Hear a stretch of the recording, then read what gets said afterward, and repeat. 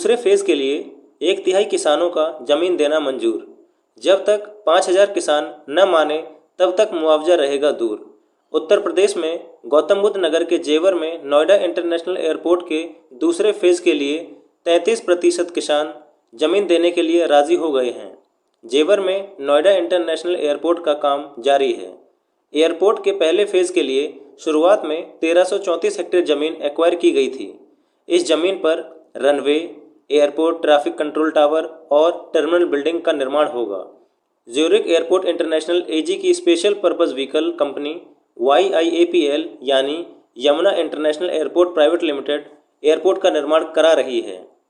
पहले फेज़ के निर्माण कार्य के साथ साथ एयरपोर्ट के दूसरे फेज़ के लिए ज़मीन एक्वायर करने की शुरुआती कार्रवाई चल रही है। दूसरे फेज़ के लिए 1365 हेक्टेयर ज़मीन एक्वायर की जानी है। इसमें से 124 हेक्टेयर ज़मीन सरकारी है। इसके अलावा 57 हेक्टेयर यमुना अथॉरिटी किसानों से पहले ही सहमति के आधार पर खरीद चुकी है।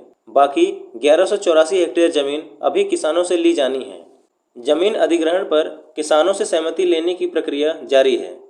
यमुना अथॉरिटी के CEO ने बताया है कि जिन किसानों से ज़मीन खरीदी जानी है उनमें से 33% किसान ज़मीन अधिग्रहण पर सहमति दे दी है। ज़मीन अधिग्रहण के लिए 70% किसानों की सहमति मिलना जरूरी है।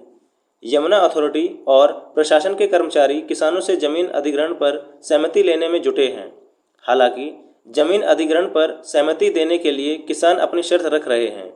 सर्कल रेट का 4 गुना मुआवजा, पुनर्वास राशि का एकमुश्त भुगतान, पुनर्वास के लिए आबादी के बराबर ज़मीन और पुनर्वास के लिए जगह चुनने की छूट जैसी मांगें किसानों ने प्रशासन के सामने रखी हैं।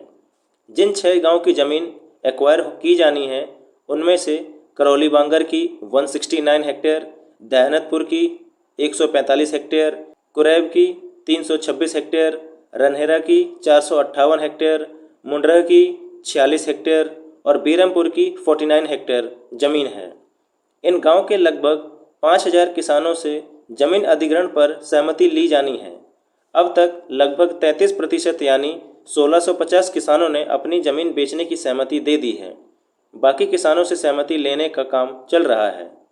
ज़मीन अधिग्रहण के बदले किसानों को 2,890 करोड़ रुपए का मुआवजा बांटा जाना है।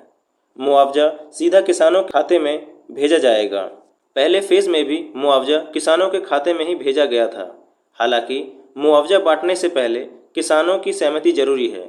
जिन किसानों से ज़मीन ली जानी है इनके गांव में गौतम बुद्ध यूनिवर्सिटी की टीम ने SIA यानी सोशल इम्पैक्ट सर्वे किया था। सोशल इम्पैक्ट सर्वे की रिपोर्ट आने के बाद ही किसानों से सहमति लेने का काम शुरू किया गया है। अधिकारियों को उम्मीद है कि जल्द ही किसानों से सहमति लेने का काम पूरा हो जाएगा। ऐसी ही जेवर इंटरनेशनल एयरपोर्ट से रिलेटेड इन्फॉर्मेशन के लिए सब्सक्राइब करें हमारे चैनल को और वीडियो सबसे पहले देखने के लिए बेल आइकन ज़रूर दबाएं।